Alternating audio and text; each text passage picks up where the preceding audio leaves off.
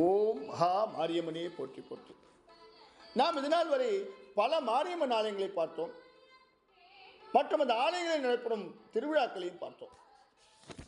இன்று முதல் மாரியம்மன் நிகழ்ச்சிய அற்புத நிகழ்வுகளை எல்லாம் பார்க்க இருக்கின்றோம். ஐயப்பன் தரிசனம் என்பது எளிதில் கிடைக்கக்கூடிய விஷயம் கிடையாது. விரதம் இருந்து சரணகோஷம் செய்து நேர்த்தியாக சுவாமியை தரிசனம் செய்ய வேண்டும். ஸ்ரீ நாராயணனும் நாகேந்திரனும் நண்பர்கள். பலகாலம் பல நாட்கள் விரதமிருந்து மண்டல விரதமிருந்து ஐயப்பனை தரிசிக்கும் வழக்கத்தை உடையவர்கள் அவர்கள். அந்த சமயம் அந்த குழுவில் இருக்கின்ற ஒவ்வொரு வீட்டிலும் ஒவ்வொரு நாள் ஐயப்பன் பூஜை நடக்கும். சிவராமன் என்பவர் தான் இவர்களின் குருசுவாமி. அவருக்கு அப்போது வயது 70க்கு மேல் இருக்கும். ஒரு சமயம் நாராயணன் அவர்கள் வீட்டில் ஐயப்பன் பூஜை நடக்கும்போது ஐயப்பன் சகஸ்நாமம் மற்றும் மற்ற தெய்வங்களின் நாமாக்கள் எல்லாம் சொல்லி பூவினால் அர்ச்சனை செய்யும் போது பூமலர்கள் தானே கீழே சரிந்துவிட தொடங்கியது. அந்த சரிவை சரி செய்ய சென்றவரே அதை தடுக்காதே என்று ஆவேசம் வந்தவர் போல கூறினார் குருசுவாமி.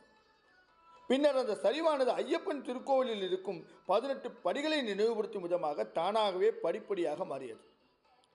அப்போது ஸ்ரீ ரவி என்பவர்களின் தாயார் மீது அம்பாள் உட்புகுந்து, உங்கள் பூஜையில் மகிழ்ந்தேன், உங்களுக்கு நல்ல தரிசனம் கிடைக்கும், உங்கள் கரம் பற்றி அழைத்துச் செல்வேன், கவலைப்பட வேண்டாம் என்று கூறினார்.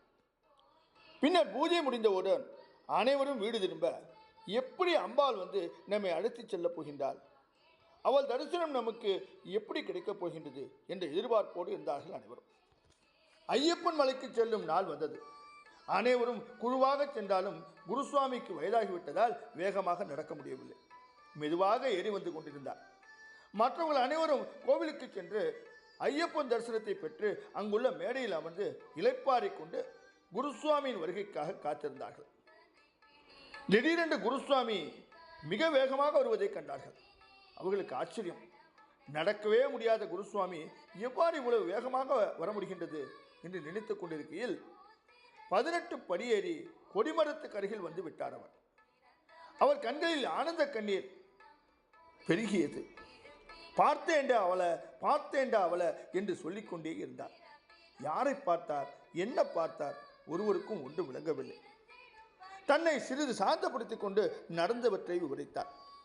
நான் மெதுவாக நடந்து வந்து கொண்டிருக்கும் போது ஒரு வளைவில் மரத்தின் வேர்கள் துருத்தி கொண்டு மேடை போல் இருக்க அதில் ஒரு பெண் திரிசூலதாரியாய் கவசங்களோடு அமர்ந்திருக்க, அதை கண்ட இவர் தன்னை மறக்க அந்த பெண் குருசுவாமியின் கரங்களை பற்றி கொண்டு வேகமாக ஐயப்பன் சன்னிதானத்தின் கொடிமரம் வரையில் கொண்டுவிட்டு மறைந்து விட்டாள் என்றார்.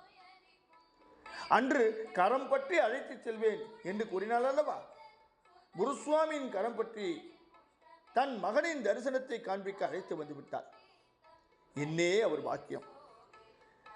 நாகேந்திரன் அவர்களுக்கு அவரது நன்றியினை தெரிவித்து, இந்த தள்ளாத வயதில் உன்னால் தானடா என்னால் அம்பிகையை காண முடிந்தது என்றார். கண்களில் நீர் மல்க. என்ன புண்ணியம் செய்தார்களோ இவர்கள். தொடர்ந்து மாரியம்மனின் அருளாடல்களை நாளையும் பார்க்க இருக்கின்றோம். இன்று விரிந்து நாளை சந்திப்போமா? ஓம் மகா மாரியம்மனே போற்றி போற்றி.